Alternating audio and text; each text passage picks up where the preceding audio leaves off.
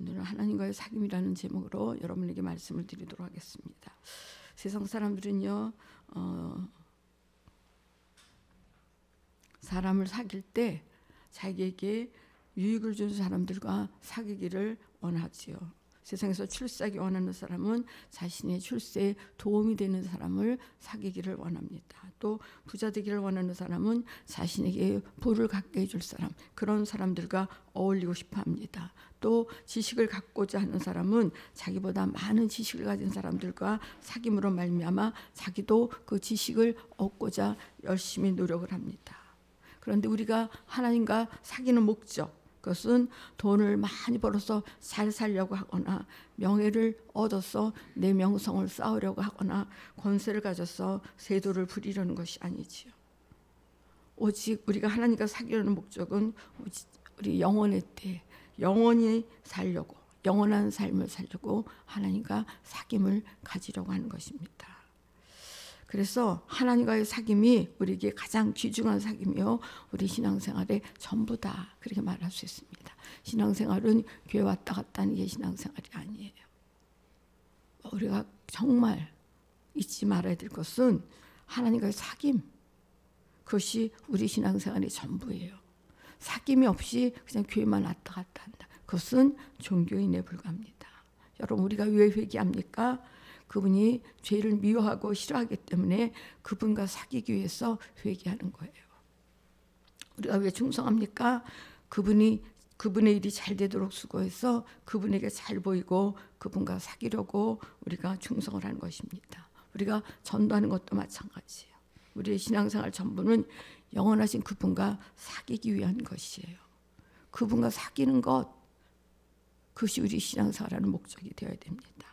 회개와 전도와 충성도 그분과의 사귐이 없다면 그것은 단지 내 의가 되고 내 자랑이 되고 내 명예가 될 뿐임을 알아야 됩니다. 여러분, 기도도 그냥 그분과의 사귐이 없다면 단지 내 의가 되는 것뿐이에요. 나 이렇게 기도하는 사람이야, 이 내 자랑, 그것이 되고 말 뿐입니다. 하나님과 인간의 사귐은요, 인간이 자청한 것이 아니에요. 하나님 나 좀 사귀어주세요, 이렇게 인간이 자청한 것이 아니에요. 인간은 하나님과 도무지 사귈 수 없는 그런 존재입니다. 그런데 하나님께서 인간을 창조하시고 에덴 동산에서 정말 최고의 문화생활을 누리며 하나님과 교제를 나누도록 해주셨습니다. 하나님께서 그런 은혜를 인간에게 베풀어 주셨습니다. 그런데 최초의 인간 아담이 하나님과의 사귐 가운데 있을 때 갑자기 엉뚱한 방해꾼이 등장을 합니다. 누굽니까? 뱀이죠. 뱀은 하나님과 행복하게, 하나님과 교제하면서 행복을 누리던 아담을 하나님께서 이간시키기 위해서 집요하게 하나님과 분리시키는 작업을 시도하지요. 마귀를 디아블루스, 그렇게 말하는데 하나님과 인간의 사이를 내고 하나님과 끊어놓는다, 그런 뜻이에요. 하나님과 인간 사이를 끊어놔요. 자꾸. 뱀이 하를 유혹할 때 뭐라고 유혹합니까?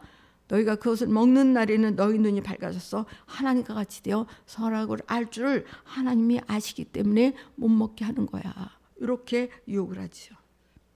이때 하와는 하나님보다 높아질 수 있다는 뱀의 소리, 그 소리를 들으니까 그 소리가 어떻게 느껴지는 거예요? 달콤하게 느껴지는 거예요. 너 하나님보다 높아질 수 있어, 그 소리. 우리는 자신이 높아지는 일이 달콤하게 들려서는 안 돼요. 너 그럼 높아질 수 있어, 이런 소리. 그것이 오히려 나를 하나님과 원수로 만들 수 있다는 사실을 우리가 잊지 말아야 된다는 거예요. 내가 높아지려고 하는 그런 소리, 너 이렇게 하면 높아질 수 있어, 그것은 나를 위하는 소리가 아니라 하나님과 원수를 만들려고 하는 마귀의 계계구나, 이것을 우리가 알아야 된다는 말입니다. 하나님을 하나님으로 높여드릴 때만 하나님과 사귐이 있어요. 하나님을 하나님으로 높이 그렇게 대우해 드릴 때, 하나님으로 인정해 드릴 때, 하나님으로 높여 드릴 때만 하나님과 사귐이 있습니다. 그런데 많은 사람들이 자기에게 조금 칭찬만 하면 자기의 교만에 빠져서 자기 위치를 망각합니다. 인간은 어리석어요. 그래서 조금만 칭찬해주고 막 이러면 자기가 최고인 줄 알고 높아지는 그런 어리석은 존재가 바로 인간이에요. 만약 인간이 교만해서 스스로 높아진다면 그때부터 하나님과의 사귐이 끝나버릴 뿐만 아니라 하나님께서 사용하지 않게 됩니다. 겸손한 사람만 하나님과 사귈 수 있어요. 교만한 사람은 하나님과 사귈 수 없어요. 사람들이 왜 시험에 빠지게 되는지 아십니까?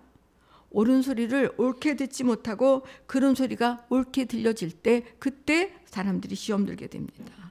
아담은 마귀의 달콤한 유혹의 소리가 귀에 들려올 때 자기도 하나님처럼 눈이 밝아지고 그리고 얼른 하나님처럼 되어지고 싶어서 그 말을 얼른 받아들이고 말았습니다. 그런데 그러한 사실을 아담은 전혀 알지 못했습니다. 이렇게 교만은 나도 모르는 사이에 살며시 다가와서 파멸의 길로 그렇게 치닫게 만드는 악한 원수의 계략이라는 걸 알아야 됩니다. 교만하면 하나님과의 관계가 끊어져 버립니다. 최초 인간 아담이 하나님께 불순종해서 선악과를 먹은 죄악 때문에 인간과 하나님의 사귐이 단절되었습니다. 그렇게 하나님과 사귐을 갖던 아담이 하나님 앞에 불순종해서 선악과를 먹는 그 순간 하나님과 사귐이 단절되었습니다. 그런데 사랑의 하나님은 인간과 사귐을 갖기 위해서 자기 독생자를 이 땅에 보내서 인류의 죄를 대신 짊어지고 십자가를 지게 하심으로 인간과 하나님 사이를 갈라놓은 죄의 담을 무너뜨리셨어요. 하나님과 인간 사이가 죄로 말미암아 갈라져 버렸는데 하나님이 그런 인간과 다시 사귐을 갖기 위하여서 아들 예수를 십자가에 죽게 하심으로 죄의 담을 무너뜨리셨습니다. 그리고 그 증거로 성령을 우리 안에 보내주심으로 우리가 하나님과의 사귐을 회복하게 만들어 주셨습니다.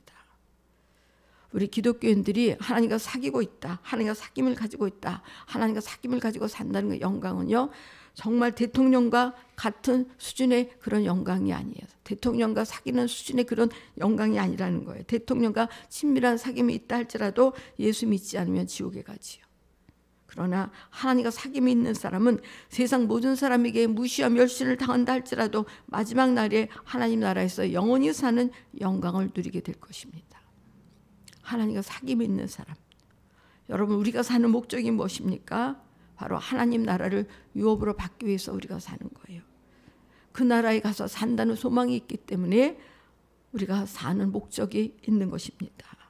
하나님은 우리 인간과 사귀기 위해서 이 땅에 독생자를 보내셔서 십자가에서 잔인하게 피 흘려 죽게 하심으로 하나님과 원수되고 사귀지 못하게 만드는 죄를 완전히 해결해 주셨습니다.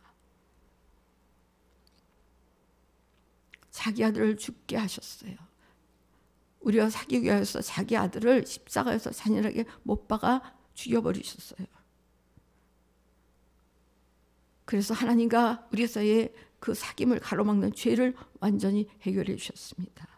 그런데 우리가 또 죄를 짓는다면, 그런 은혜를 받은 우리가 또 죄를 짓는다면 그것은 하나님과 나 사귀고 싶지 않습니다, 그런 선전포가 같다는 것을 우리가 알아야 됩니다. 죄 때문에 하나님과 우리의 사귐이 파괴되었고 그 하나님과 사귐을 회복시키려고 하나님의 독생자 예수를 잔인하게 십자가에서 피 흘려 죽게 만드셨는데, 그래서 그 죄의 그 담을 허무시고 하나님의 사귐을 다시 회복시켜 주셨는데, 그런데 우리가 또 죄를 짓는다. 그게 뭐예요? 나 하나님과 사귐 갖지 않겠습니다, 그런 선전포과도 같다는 거예요. 히브리서 12장 4절에 보면 죄와 싸우기를 피 흘리기까지 대항하여 싸우라, 그렇게 말씀하고 있습니다. 무슨 말입니까? 육신이 피를 흘릴지라도 죄를 이겨라, 그 말입니다. 왜? 죄와 사귀면 영원히 멸망하기 때문에 그렇습니다. 여러분, 교회는요 항상 죄를 무섭게 다뤄야 합니다. 죄를 지었는데도 하나님도 이해하시겠지 뭐, 뭐 사랑의 하나님도 이해하시겠지, 이렇게 다루면 안 돼요. 교회에서 죄는 아주 무섭게 다뤄야 합니다. 왜냐하면 죄는 하나님과 인간 사이를 가로막고 하나님과의 사귐을 끊어놓는 원수, 그것이 죄이기 때문에 그렇습니다. 죄는 하나님과의 사귐을 끊어놓는 원수예요. 죄를 짓는 순간 하나님과의 사귐이 끊어집니다. 여러분, 하나님과 사귐이 끊어지는 사람에게는 평안이 없습니다. 그래서 회개하라는 말은 하나님과 사귐이 끊어진 사람에게 다시 하나님과의 관계를 회복하라 그 말이에요. 회개해야 회개함으로 죄를 해결해야 하나님과의 관계가 회복되기 때문에 회개하라 그 말은 하나님과의 관계를 다시 회복하라 그 말입니다. 여러분, 우리가 한바탕 죄를 회개하고 그냥 통곡하고 나면 마음이 시원하고 기쁨이 오는 것을 경험하게 되지 않습니까? 이것은 바로 하나님과 사귐이 회복되었다는 것을 나타내는 거예요. 여러분, 내 영혼의 기쁨은 하나님과 사귀는 거예요. 우리가 왜 교회 나고 신앙생활 한다고 하면서도 기쁨이 없어요? 하나님과 사귐이 회복되지 않으니까.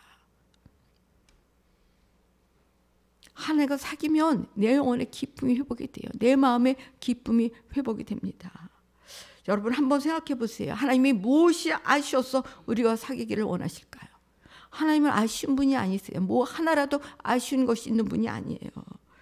그런데 무엇 때문에 우리와 사귀기를 원하시겠느냐 그 말입니다. 무엇 때문에 하나님과 원수된 우리와 사귀려고 자기 아들을 이 땅에 보내셔서 우리 죄를 대신해서 십자가에서 죽게 하셨느냐 그 말입니다. 우리가 무엇이기에 우리와 그토록 사귀기를 원하시느냐 그 말입니다.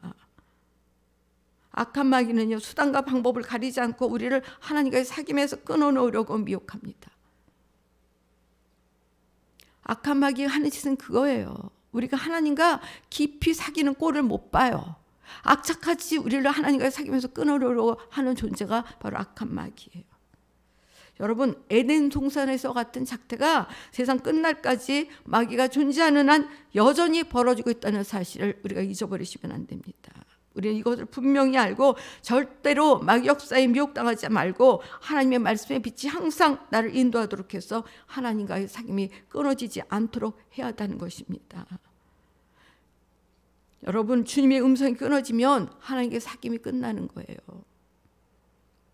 하나님께서 아담에게 선악을 알게 하는 나무의 열매는 먹지 말라, 내가 먹는 날에는 반드시 죽으리라고 말씀하시는 음성이 현재성 있는 하나님의 말씀으로, 하나님의 음성으로 들려졌다면 과연 아담이 그 선악과를 먹었겠습니까? 하나님의 음성이 희미할 때 다른 소리가 들려오는 거예요.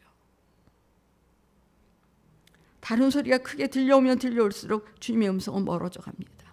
세상 소리가 크게 들려오면 들려올수록 하나님의 음성은 멀어져 갑니다. 주님의 음성이 끊어지면 주님과의 사귐이 끝났다는 증거예요.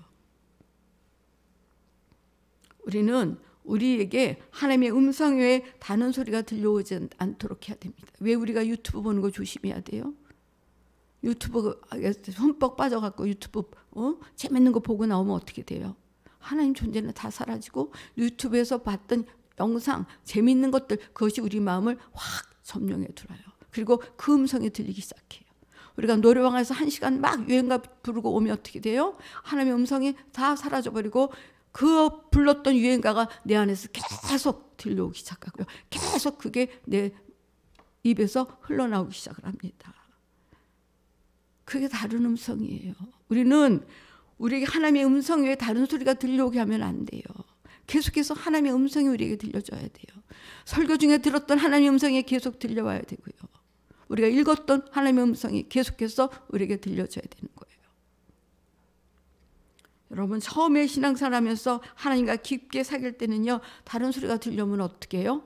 안 돼, 안 돼! 그러고 다 몰아내더니 어느새 타성에 젖어서 세상 소리에 귀를 기울이고 우리의 심령 안에 하나님 외에 하나님이 아닌 다른 것을 가득 채우고 있는 사람들이 얼마나 많으냐 그 말이에요. 오늘 예배당에 나오면서도 나 같은 죄인을 구원하려고 하나님의 아들을 죽여주셨어. 너무 감사해. 이러면서 예배당 안에 오신 분이 과연 몇 분이나 되겠느냐 그 말이에요. 심령 안에 다른 온갖 것들로 다 채워져 가지고 그냥 예배 시간 됐으니까 뛰어나오는 그런 사람들로 예배당 안이 가득 찬다면, 여러분, 옛 구습을 벗어버리지도 못하고 타성에 젖은 신앙생활을 하면서도 주님을 사랑한다고 착각하는 사람들이 교회 안에 얼마나 많습니까? 그냥 왔다 갔다 해. 이게 뭐 몇십 년 내 습관이야. 그냥 타성에 젖어 주이면 의례 교회 가는 거야. 하나 달라진 것도 없어요. 옛 구습 그대로 다 가지고 그냥 타색에 젖은 그런 신앙생활 하면서도 난 하나님을 사랑해. 이렇게 속는 사람들이 예배당 안에 얼마나 많으냐 그 말입니다.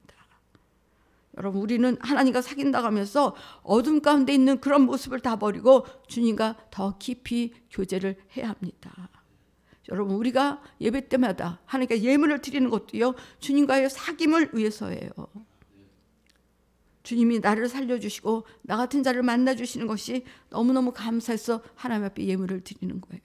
고린도후서 9장 7절에서 하나님은 즐겨내는 자를 사랑하시느니라 그렇게 말씀하신 것은 하나님과 사귐을 갖자는 말이에요. 여러분, 하나님과의 사귐에는 사랑이 있어야 합니다.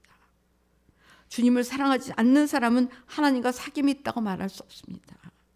만약 어떤 사람이 하나님을 사랑하지도 않으면서 자신은 하나님과 사귐이 있다라고 말한다면 그 사람은 스스로 쏟고 있는 정말 비참한 인간이라는 것을 알아야 합니다.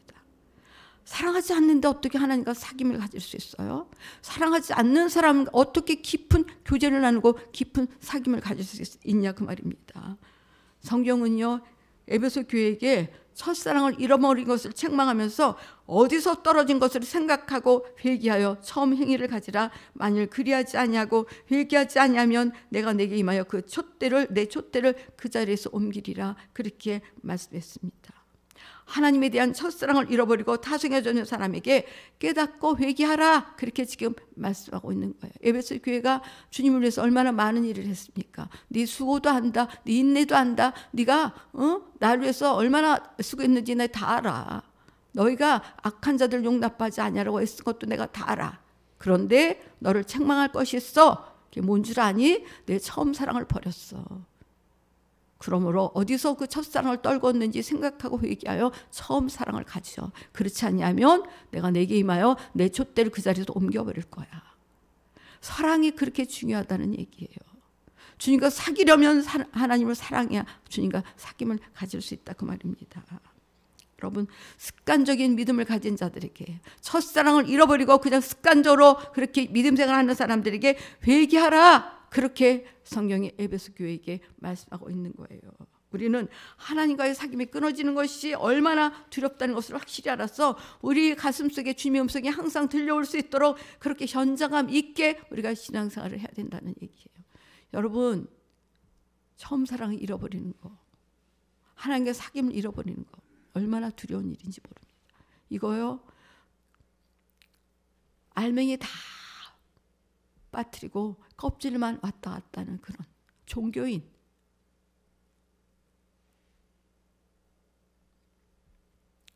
그런 종교인들이 교회 안에 얼마나 많습니까? 예전에 내가 주님을 그렇게 사랑했어. 그런데 지금은 사랑 다 빠져나가고 없어. 그런데도 두려운지 모르고, 그런데도 그 첫사랑 다 마귀에게 도둑 맞은 것도 모르고 난 지금 신앙생활 잘하고 있어. 이렇게 쏟고 있는 사람이 얼마나 교회 안에 많으냐 그 말씀입니다. 여러분, 창세기 1장 1절에 태초에 하나님의 천지를 창조하시니라부터 요한계시록에 아멘 주 예수 어서 오시옵소서까지 성경 전체는 하나님과 인간의 사귐을 말하고 있는 거예요. 태초에 하나님께서 첫째 날부터 여섯째 날까지 모든 만물을 만드시고 이 모든 만물을 인간에게 값없이 주셨습니다. 그리고 가장 최고의 환경을 만들어 주시고 인간과 사귀기를 원하셨어요. 성경은 사귐으로 시작해서 사귐으로 끝맺는 그런 책이에요. 그런데 과연 우리의 사귐은 하나님 앞에 어떠한지 신앙 양심의 불을 밝히 켜고 정확하게 우리를 볼 줄 알아야 한다는 것이에요. 내가 정말 하나님과 깊은 사귐 가운데 있는가? 내가 정말 주님을 뜨겁게 사랑하면서 하나님과 사귐 가운데 있는가? 그걸 우리가 정확하게 볼 줄 알아야 된다는 말씀입니다. 우리 속에는요, 항상 하나님의 말씀의 빛이 우리의 신앙 양심을 환하게 밝혀주어야 합니다.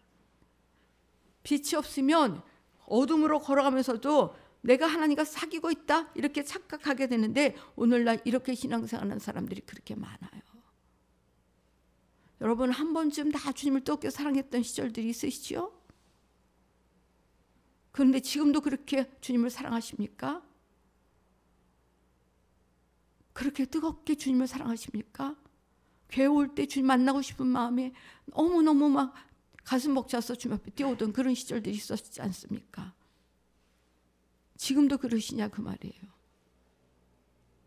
그렇지 않으면서도 내가 하나님과 사귀고 있다 이렇게 착각하고 있지는 않느냐 그 말입니다. 그렇게 신앙생활하는 사람들이 교회 안에 얼마나 많은지 모릅니다. 여러분 혹시 주일에 이렇게 교회에서 예배드리고서는 집에 돌아가서는 텔레비전을 끌어안고 있는 사람이 있습니까? 집에서는 교회에서는 거룩하게 예배드려요. 근데 집에만 가면 텔레비전에 딱 달라붙어 앉아서 텔레비전을 끌어안고 사는 사람은 없느냐 그 말입니다. 그렇다면 하나님이 그 사람에게 뭐라고 말씀하시겠습니까? 야, 네가 예배드리면서는 그렇게 지루하게 하더니 텔레비전 보는 시간은 그렇게도 깔깔대고 웃어가면서 기뻐하느냐? 그보다 나와의 사귐을 기뻐해라. 그렇게 말씀하시지 않겠느냐 그 말입니다. 우리는 하나님과의 사귐이 우리에게 최고의 기쁨이 되는 사람들이 되어야 됩니다. 하나님과의 사귐이 나에게 가장 행복한 일, 가장 기쁜 일이 되어야 됩니다. 하나님은요 인간과의 사귐을 기뻐하셨습니다. 예수님께서 요단강에서 요한에게 세례를 받으시고 물에서 올라오실 때 하늘에서 이는 내 사랑하는 아들이요 내 기뻐하는 자라 그런 소리가 들렸습니다. 예수께서 요단강 물속에 들어가신 것은 인류의 죄를 짊어지고 십자가에서 달려 죽으실 것을 예언하는 것입니다. 그리고 물에서 나오신 것은 죽으신 후에 부활하실 것에 대한 그런 예언입니다. 그런데 하나님은 자기 아들이 물속에 들어갔다가 나올 때 기뻐하셨어요. 하나님은 자기 아들이 죽는 일이 그렇게 기쁜 일입니까? 그게 기쁜 일이라서 내 기뻐하는 아들이라 그렇게 기뻐하셨습니까? 아니에요. 아들 예수가 죽고 부활함으로 말미암아 인간의 죄를 해결하게 되므로 하나님과 인간이 사귀게 되니 이것이 기쁘다. 하나님이 그렇게 말씀하시는 것이에요. 우리도 하나님과 사귈 때 얼마나 우리가 기뻐요. 하나님과 사귐이 있을 때 우리가 성령으로 기쁨이 충만한 것은 내가 하나님과 사귀고 있다는 증거입니다. 내가 하나님과 사귀고 있다는 증거가 바로 성령 충만이에요. 어떤 때는요 새벽 기도 드리고 가다 보면요 너무 기뻐서 가슴이 뛰잖아요. 저는 지금도 제 평생 잊지 못하는 그 감동, 감격이요. 예전에 제가 몇 년을 밤 기도했던 그런 시절이 있었습니다. 밤에 주님 앞에 기도하고 새벽 예배 드리기 전에 잠깐 자는 시간이 있으면요 잠깐 눈 붙이려고 눈을 감으면요 잠이 안 와요. 가슴이 벅찼어요. 너무 기뻐가지고요. 그걸 어떻게 표현을 해요? 주님 너무 기뻐서 가슴이 벅차서 잠 못 자는 거예요. 저는 그렇게 주님과 사귀던 그런 기쁨 그걸 제가 맛봤기 때문에 지금도 항상 제가 하나님 그때 그 시절로 돌아가게 해주세요. 내가 주님을 뜨겁게 사랑하고 주님과 깊이 교제하는 그때 그 기쁨을 제가 지금도 잊지 못하는 거예요. 내가 하나님과 사귀고 있다는 증거, 그래서 막 내 마음이 기뻐 뛰는 거, 그것이 바로 성령 충만이에요. 성령 충만, 그 말은 하나님 앞에 나를 완전히 내드렸다. 성령께서 100% 나를 장악하고 나를 지배하고 계시다. 그것이 성령 충만이에요. 그분 마음대로 나를 쓰시도록 나를 내어놓는 것, 그것이 성령 충만이고, 그럴 때 그분과 신령한 교제로 기쁨이 넘쳐나게 되는 것입니다. 마태복음 5장 9절을 보면 화평하게 하는 자는 복이 있나니 그들이 하나님의 아들이라 일컬음을 받을 것이다. 그렇게 말씀하고 있습니다. 하나님과 인간을 최초로 화평하게 한 분이 누구십니까? 바로 하나님의 아들이 인간의 죄를 대신 짊어지고 십자가를 지심으로 우리의 죄를 해결하시고 화평케 만들어 주셨습니다. 이것이 하나님의 아들이 하신 일이에요. 하나님의 아들이 하신 일이 하나님과 우리를 화평케 하신 그 일을 하셨습니다. 그래서 우리도 이웃 사람들에게 복음을 전해서 그 사람들이 예수 믿고 하나님과 화평하게 되면 그 사람이 바로 하나님이 기뻐하시는 사람이 되는 거예요. 근데 우리는 전도 안 하는 게 죄인지도 모르잖아요. 1년 내내 가도 전도 한 번 안 하고도 그것이 죄인지 모르잖아요.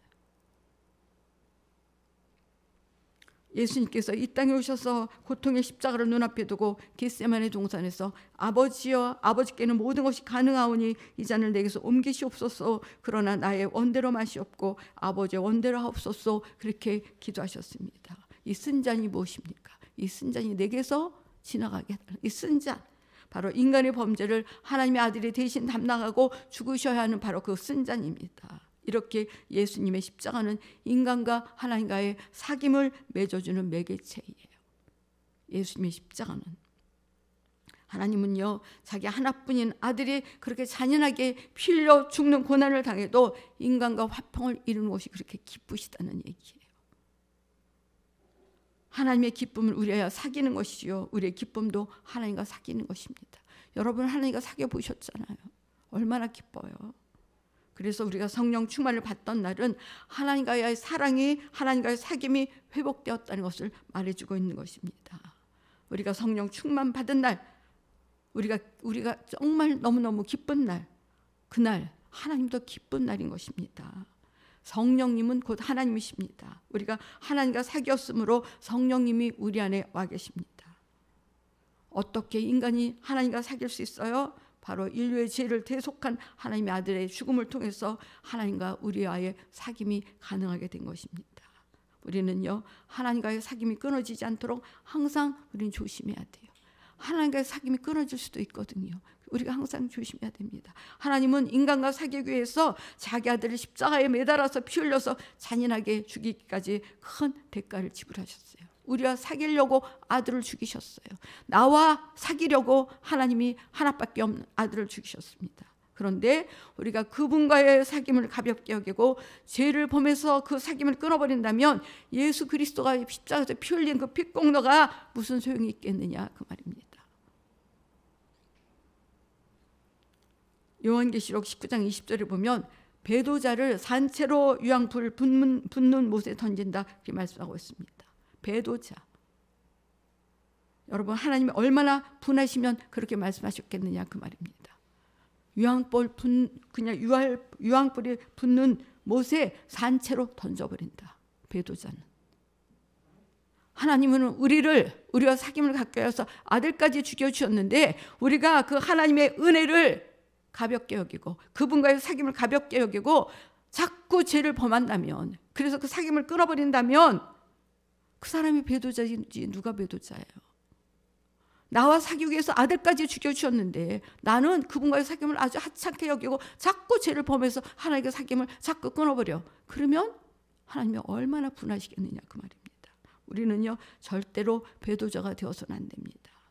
배도자에게는 가장 가혹한 형벌만이 기다리고 있다는 사실을 알아야 됩니다.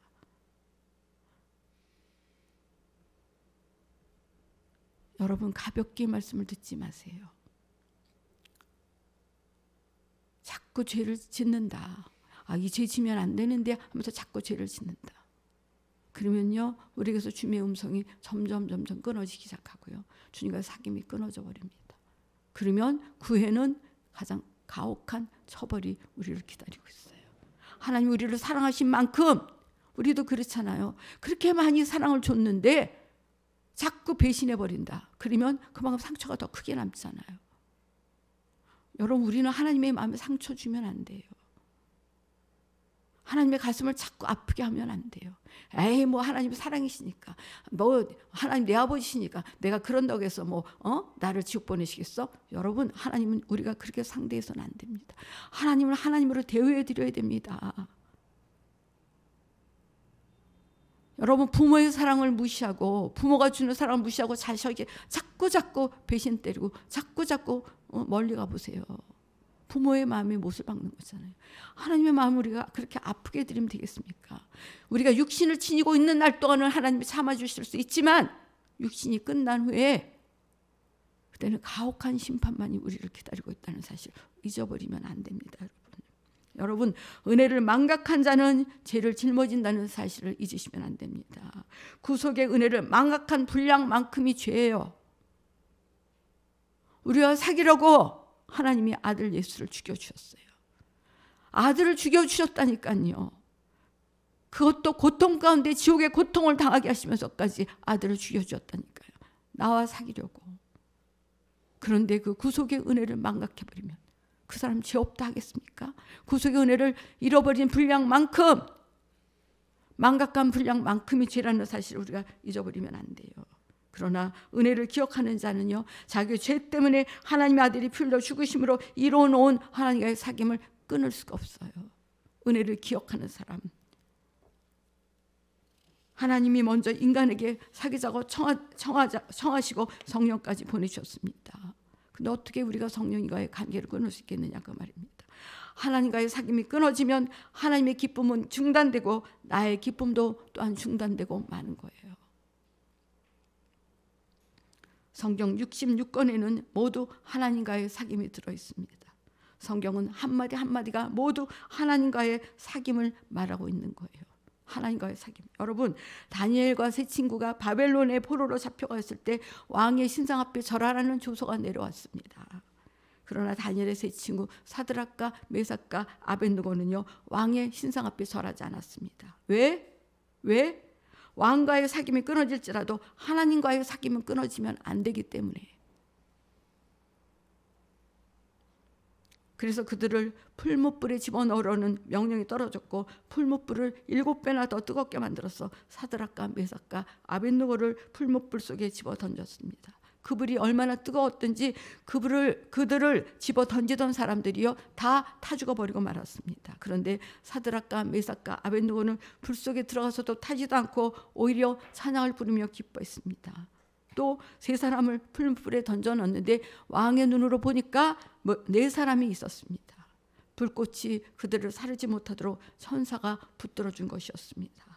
이사야서 43장 1절부터 2절에 보면 야곱아 너를 창조하신 여호와께서 지금 말씀하시느니라 이스라엘아 너를 지으신 이가 말씀하시느니라 너는 두려워하지 말라 내가 너를 구속하였고 내가 너를 지명하여 불렀나니 너는 내 것이라 내가 물 가운데로 지날 때 내가 너와 함께 할 것이라 강을 건널 때 물이 너를 침몰하지 못할 것이며 내가 불 가운데로 지날 때 타지도 아니할 것이요 불꽃이 너를 사르지도 못하니라 그렇게 말씀하고 있습니다. 이스라엘 백성들이 요단강을 건너고 홍해를 건너갈 때 물이 이스라엘을 침몰하지 않았듯이 불 가운데 있던 사드락과 메삭과 아벳느고를 불이 태우지 못했습니다. 하나님과의 사귐이 있는 사람은 하나님께서 자연 질서를 모순해서라도 그들을 안전하게 보존하십니다. 하나님과 확실한 사귐이 있으면 그 어떤 것도 두렵지 않다는 얘기예요. 하나님은요 하나님과 확실한 사귐 가운데 있는 사람들을요 불꽃 같은 눈으로 지키시고 보호해 주십니다. 그런데 많은 사람들이 하나님과의 사귐 가운데 있지도 않으면서도 왜 하나님 나를 그 가운데서 건져주지 않으셨을까? 왜 나를 보호해 주지 않았을까? 이렇게 이상하게 생각해요. 죄로 말미암아 하나님과의 사귐이 끊어져 있으면서도 하나님과의 사귐이 끊어져 있다는 걸 모르는 거예요. 그리고는 왜 하나님은 나를 지키시지 않지? 이렇게 하나님을 원망한다는 얘기예요. 여러분 다니엘도요 굶주린 사자굴 속에 떨어졌죠. 사자들이 다니엘을 뜯어먹기 위해서 입을 벌리고 달려들었지만 그 순간 사자들의 입이 다 봉해지고 말았습니다. 이튿날 그 왕이 사자굴로 가서 다니엘을 불렀을 때 다니엘이 어땠습니까? 사자굴에게 먹혔습니까? 아니요. 다니엘은 털끝 하나 상하지 않냐고 살아있었습니다. 다니엘은 하나님과 사귀는 일에 죽음도 두려워하지 않았다는 얘기예요. 하나님과 사귀는 일에 죽음도 초월하는 자에게 하나님이 함께 하시는 거예요. 하나님과 사귐이 있는 일은요 최악의 경우에 다다를 때 역사가 일어나는 것입니다. 우리가 그 고지를 넘지 못해서 포기하는 경우가 많지만 그 고지에 올라서면 그때부터는 하나님이 책임지시는 것입니다. 다니엘을 사자굴에서 건져내고 다니엘을 참수한 신하들을 그 처자와 함께 사자굴에 집어넣었을 때 그들이 굴 밑에 닿기도 전에 사자가 그들을 움켜서 뼈까지 부서뜨렸습니다. 왕과 사귀려고 하는 자는 이렇게 사자에게 삼켜졌지만 하나님과 사귀려고 하는 자는 사자도 건드리지 못한다는 얘기예요. 여러분 처음 교회 오면은요 조그만 잘못을 저질러도요 용서해 주세요 잘못했어요 그렇게 회개를 합니다. 그런데 교회 오래 다니고 직분이 있는 사람일수록 영적인 감각이 무딘 경우가 많이 있습니다. 왜 그렇습니까? 그 이유는 바로 신앙생활에 타성이 젖어버렸기 때문에 그렇습니다. 또 초신자가 은혜 받으면요 강단에서 하는 말에 아멘 아멘 하면서 다 순종해요. 근데 오래 믿은 사람은요 겉으로는 아멘 하는지 모르지만요 아무리 말해도 순종하지 않고 오히려 말하는 사람을 우롱하는 경우가 허다합니다. 순종 안 해요. 듣기는 다 들어요. 근데 순종은 안 해요. 세월이 가고 연조가 더해가면 신앙생활을 더 잘해야 될 텐데 왜 더 무뎌지고 말씀을 들어도 움직이지 않는 것일까요? 말씀을 듣지 않아도 아무 걱정이 없고 기도가 간절하지 않는데도 전혀 부족함을 느끼지 않는다면 그것은 하나님과의 사귐이 끊어지고 있다는 증거예요. 기도가 간절하지 않다. 그 사람 지금 하나님과의 사귐이 끊어지고 있다는 증거예요. 말씀 아무리 들어도 뭐 별 감동도 없어. 여러분 모이는 자리를 피하지 말라는 말씀은 하나님과의 사귐을 포기하지 말라 그런 말씀이에요. 쉬지 말고 기도하라는 말씀은요, 하나님과 쉬지 말고 사귀라 그런 말씀이에요. 성경 전체가 하나님과 사귀라는 그런 말씀이에요. 기성교회가 가진 문제 중 하나는요, 처음 은혜 받을 때는 하나님과 뜨겁게 사귀다가 점점 시간이 지나면서 하나님과 사귄다는 감각을 잃어버리고 영적으로 무뎌진다는 얘기예요. 처음에는 하나님과 사귀기 위해서 조금이라도 남을 미워했으면 회개하느라고 정신이 없는데 신앙 연조가 오래될수록 신앙 양심이 묻어지는 거예요. 여러분 처음 주님 만났을 때 어떻게 했어요? 나 같은 죄인은 살리신 주 은혜 뭐 고마워 이러면서 우리가 눈물을 흘리면서 그렇게 찬양을 불렀죠. 이 몸밖에 드릴 것 없어 이 몸 드립니다 하면서 우리가 그렇게 찬송하면서 눈물을 흘렸어요. 지금 어떠십니까 여러분? 예수님의 십자가에 대한 말씀을 그렇게 들어도 우리가 예수님의 십자가 말씀 앞에 눈도 깜짝 안 해요. 여러분 한 마리 짐승이 그렇게 피 흘리면서 죽어가는 걸 봐도 불쌍해서 어떻게 저 짐 불쌍해서 어떻게 이래야 되는데 예수님 하나님의 아들이신 예수님이 십자가에서 달려서 그런 고통을 당하고 처절하게 짐승처럼 죽어가셨다 아무리 강단에서 선포해도요 그런가? 여러분 이게 우리 신앙의 현주소예요. 이게 우리 신앙의 현주소예요 여러분. 이러고 우리는 지금 하나님과 사귐을 가지고 있다라고 다 속고 있어요 여러분. 이게 우리의 신앙의 현주소예요. 나는 도덕적으로 제한졌어. 내가 살인을 했어? 내가 간음을 했어? 내가 도둑질을 했어? 그게 아니라니까요. 그게 타락이 아니라니까요. 무뎌져 있는 이 내 마음, 하나님의 구속의 은혜를 망각하고 십자가 얘기를 암만 들어도 십자가를 아무리 묵상해도 전혀 감동이 없는 것, 그것이 우리 타락이라는 걸 여러분 아셔야 합니다. 여러분 하나님과 사귐이 있다고 말하면서도 빛 가운데 거하지 못하는 사람이 있다면 그 사람은 어둠에 속한 사람이고 스스로 속고 있다는 것을 우리가 알아야 됩니다.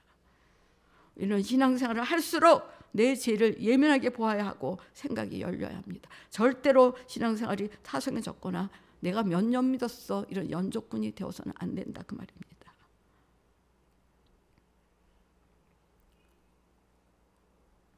우리는 시간이 갈수록 빛 가운데로 가까이 가야 하고 가까이 갈수록 그분과 사귐이 두터워야 되고 그분과 사귐이 두터울수록 죄와 불의에 대해서 민감해야 돼요. 민감해야 돼요. 그런데 우리는 어떻게 해요? 같은 죄를 계속 똑같이 짓잖아요. 그 죄와 싸워서 이겨보려고 몸부림치면서 기도하지 않잖아요. 할 수 없지 뭐 그런 상황 되면 뭐 할 수 없지 뭐 그리고 그런 죄 짓는 상황에 돌아오면 또 똑같이 그 죄를 저질러요. 이런 사람이 무슨 하나님과 사귐 있는 사람이고 이런 사람이 무슨 하나님을 사랑하는 사람이에요.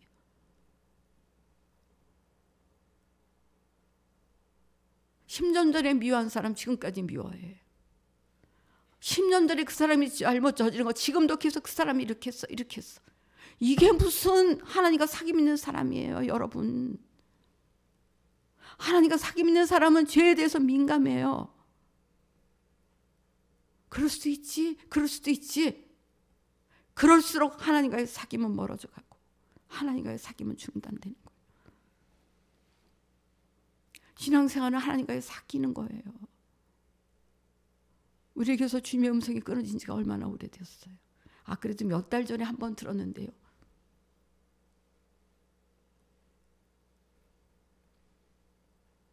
여러분 하나님과의 사귐에는요 항상 전진만 있어야 합니다. 주님은 변치 않는 자와 함께 하십니다. 어제보다 오늘 주님을 더 뜨겁게 사랑하고 오늘보다 내일 더 주님을 뜨겁게 사랑하고 이런 사람과 함께 하십니다. 변한 사람 하나님 앞에 버림받습니다. 제가 누누이 말씀드리죠. 아무리 비싼 음식도요, 변하면 그 음식 못 먹어요. 버려야 돼요. 변질된 자는 하나님이 함께 하실 수가 없습니다. 성경을 보면요, 변치 않고 하나님과 사귀어보려고 기꺼이 자기 목숨을 내놓은 자들을 하나님께서 다 사용하셨고, 그런 사람들이 다 이적을 경험했고요, 그런 사람들이 다 하나님의 능력을 경험했습니다. 하나님은 하나님과 사귐 있는 사람에게 능력을 주시고, 하나님과 사귐 있는 사람에게 기도 응답도 주시고, 하나님과 사귐 있는 사람에게 믿음도 주십니다. 그렇게 오랫동안 기도했는데 기도 응답이 없다? 그 사람은 하나님과 사귐이 끊어진 사람이에요. 제가 100% 장담합니다. 그렇게 오랜 세월 기도했는데 응답이 없다? 그 사람 하나님과 죄로 인해서 가로막힌 담 있는 사람이에요. 사귐이 끊어진 사람이에요. 그런데도 내가 지금 기도하고 있잖아, 내가 기도하고 있잖아, 그러니까 기도하고 있기 때문에 하나님과 지금 사귀고 있다라고 지금 착각하고 있는 사람이 얼마나 많으냐 그 말이에요. 그래도 기도하고 있는 게 다행인 것은, 기도하고 있기 때문에 그래도 하나님께서 죄를 찾게끔 도와주시고, 죄를 찾게 도와주세요. 하나님이 또 불쌍히 여기시고 죄를 찾게 도와주시니까 회개할 수 있기 때문에 감사하기는 하지만, 그렇게 오랫동안 기도했는데도 응답이 없다면 우리 기도 생활을 한번 뒤돌아봐야 된다, 그런 말씀입니다. 여러분 꼭 기억하시기 바랍니다. 신앙생활은 하나님과 사귀는 것이 목적이에요. 하나님과 교제하면서 매일매일 사귀는 것, 이것이 우리의 신앙생활이에요. 이거 빠지면 우리는 불교 신자나 뭐 다른 종교인들과 똑같은 종교인에 불과할 뿐이에요. 겉으로는 모든 것들을 다 하지만 알맹이는 빠져버린 종교인과 똑같다는 얘기입니다. 여러분 다시 하나님과의 사귐을 회복을 해야 됩니다. 사귐이 끊어졌다면 하나님과 끊어진 그 관계, 그 죄를 찾게 해달라고 기도하셔야 되고, 죄를 찾았다면 그 죄를 철저하게 회개했어, 그 죄를 완전히 뿌리째 뽑아버렸어, 하나님과의 사귐이 회복돼야 됩니다. 부디 우리 모두 빛 가운데 더 가까이 가서 지금까지 발견하지 못한 죄악들을 다 발견해서 회개함으로 말미암아 하나님과 뜨겁게 사귐을 회복하는 저 여러분이 되시기를 예수님의 이름으로 축원을 드리겠습니다.